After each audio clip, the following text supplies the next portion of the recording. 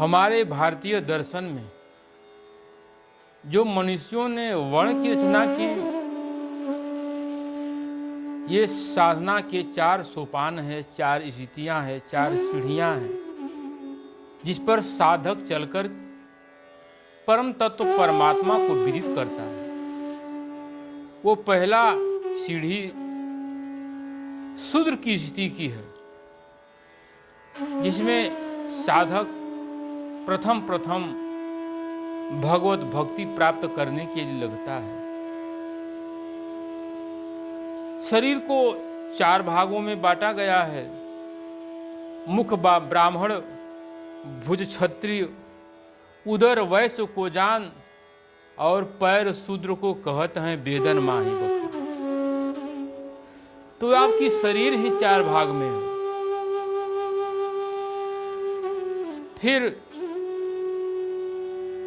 साधक जब निचले स्तर पर लगता है, साधना करता है, कमर के नीचे का स्थान शूद्र का है।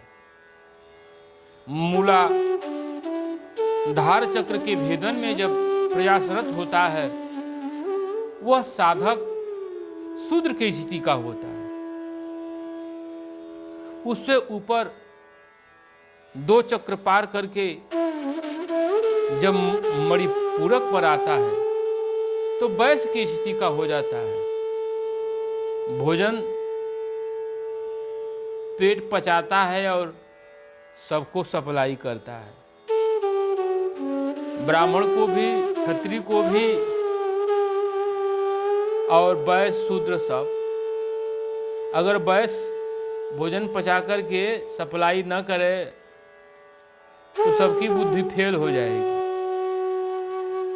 एक दिन अगर भोजन न मिले तो फिर सब फेल हो जाएगा। तो वैश्य क्या खर्च करता है? संपत्ति। कौन सी संपत्ति? जो उसे प्राप्त हुई है वो श्वासा रूपी संपत्ति प्राप्त हुई है। और संसार में सबसे बड़ी पूंजी श्वास की ही पूंजी है। संपत्ति तीनों लोक में श्वासा सम नहीं हो, सो श्वासा हरि नाम बिना तुलसी व्यथा न खो। वो श्वास रूपी पूंजी खर्च करता है और कमाई क्या करता है? नाम की कमाई करता है।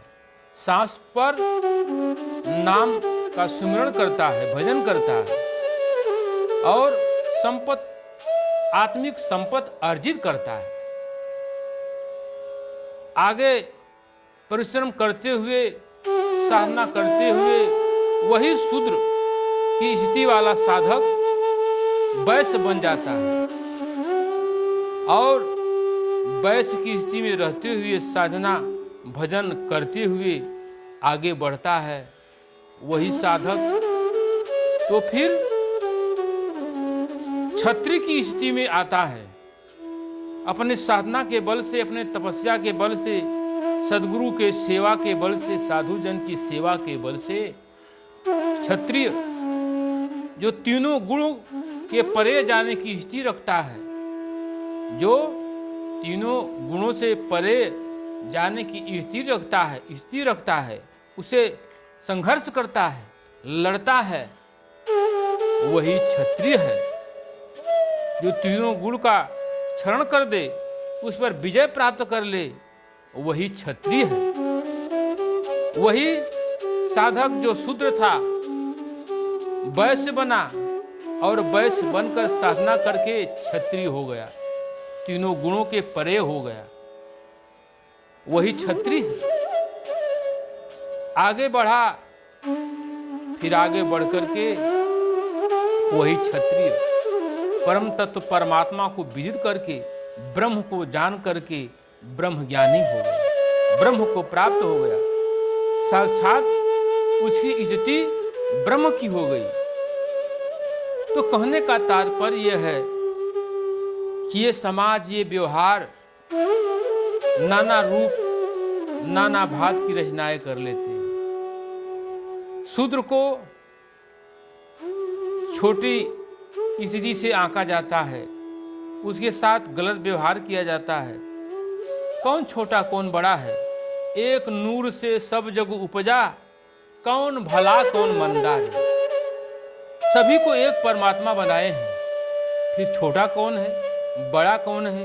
एक ही पिता के चारों पुत्र हैं, शूद्र भी, वैश्य भी, क्षत्रिय भी और ब्राह्मण भी। एक ही पिता के सब कुछ है। तो क्या पिता अपने ही पुत्र से दुराव करेंगे? क्या अपने ही पुत्र से अलग अलग व्यवहार करेंगे? ऐसा नहीं है। ये समाज में ऐसी व्यवस्थाएं हैं जो ठीक नहीं है। सभी एक परमात्मा के बनाए हुए हैं। ये वर्ण व्यवस्था जो महामनीषियों ने दी, ये साधना के 4 सोपान हैं। साधक अगर भजन सुमिरन में लगा हुआ है, शुरुआती दौर पर है, बच्चा है, मान लीजिए छोटा बच्चा है, 1 में पढ़ रहा है और उसी का भाई पीएचडी कर लिया है, तो क्या बड़ा भाई छोटे भाई से दुराव करेगा? ऐसा नहीं है। वही बालक आगे चल करके पढ़ करके वो भी पीएचडी करता है। इसमें क्या भेद है? समय और स्थिति समय के अनुसार प्राप्त हो जाती है। इसलिए परमात्मा के द्वारा सब मानव उसी के अंश हैं, उसके पास कोई भेद नहीं है। चाहे कोई कैसा भी हो, ऊंच हो नीच हो, गरीब हो अमीर हो, गोरा हो काला हो, साधुजन महात्मा जन केवल आत्मा को देखते हैं और सदा ही आत्म कल्याण करने के लिए लोगों को प्रेरित करते हैं, उन्हें समझाते हैं ये शरीर क्या है, रूप क्या है, ये आज इस स्थिति का है तो कल किस स्थिति का हो जाएगा। इसलिए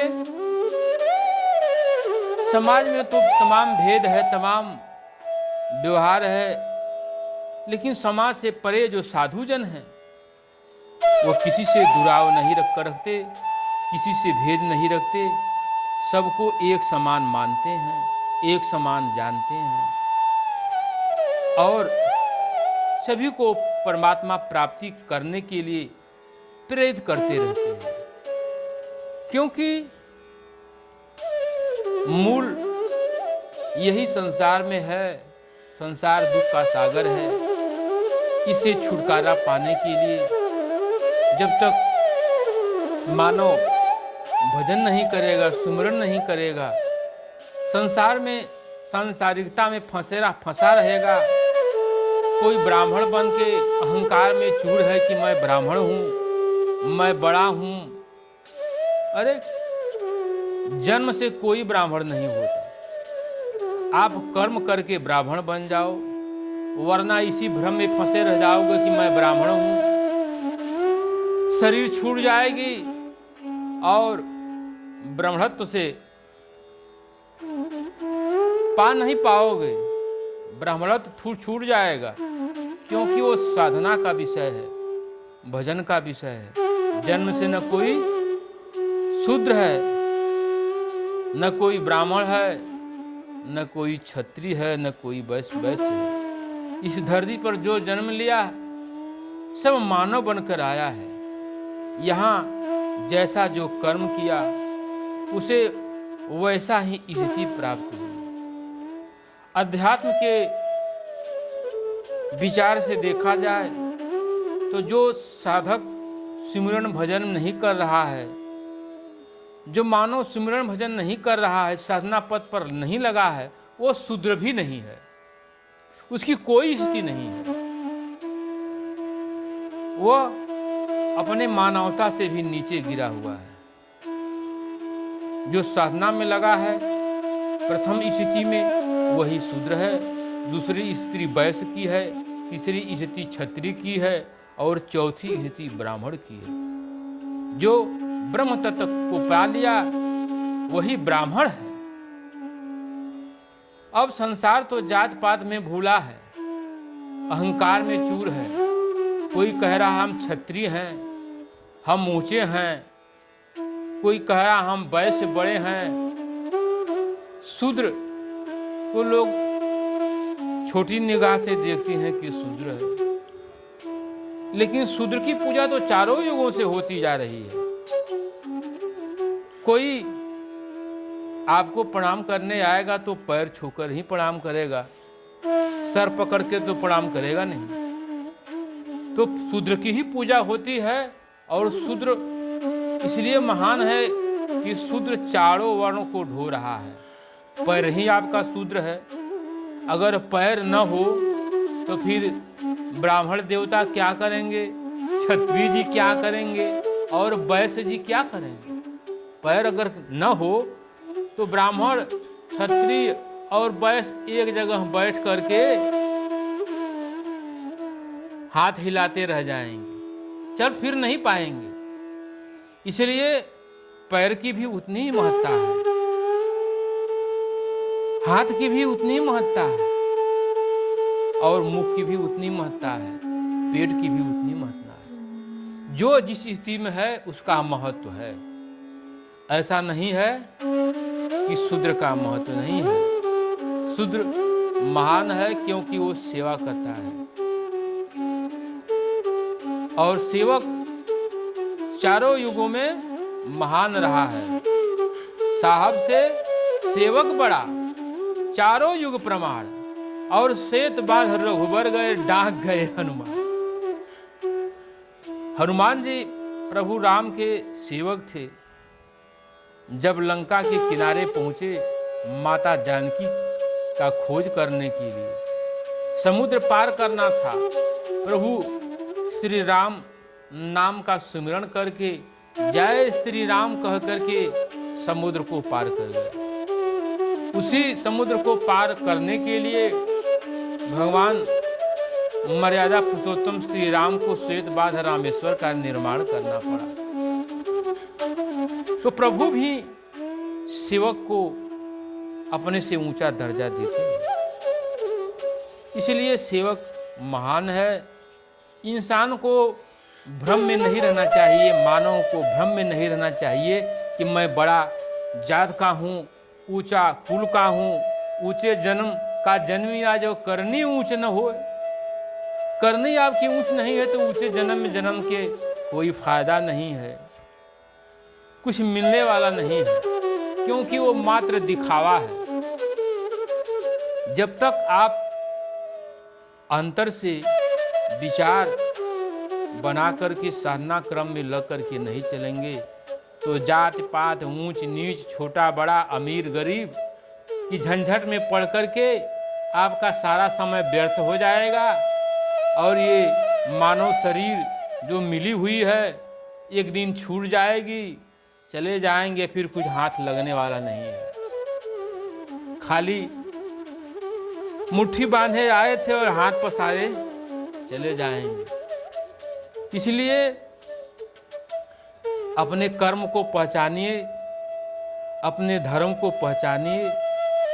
धर्म बहुत से हैं, लेकिन धर्म की मूल अवधारणा है जो परमात्मा की प्राप्ति करा दे, वही धर्म है। जो ऐसा नहीं करता उसे धर्म कहना ठीक नहीं है। बहुत से ऐसे लोग हैं धर्म के नाम पर लड़ रहे हैं, झगड़ रहे हैं, क्या है उससे मिलने वाला? धर्म का मतलब होता है जो परमात्मा की प्राप्ति करा दे, वही धर्म है। इसलिए साधन क्रम में लगिए। जात पात, ऊंच नीच, इस बात को अपने से दूर कीजिए। हर एक इंसान आपका भाई है, आपका प्रेमी है। मानव मानव से प्रेम कीजिए। नहीं, संसार नासमान है, एक दिन छूट जाएगा, यहाँ से सबको जाना है। मृत्यु एक दिन सबको इस संसार से ले जाएगी। मृत्यु बा सत्य जग में सनातन अटल, बचल नाही केहू बा संसार में।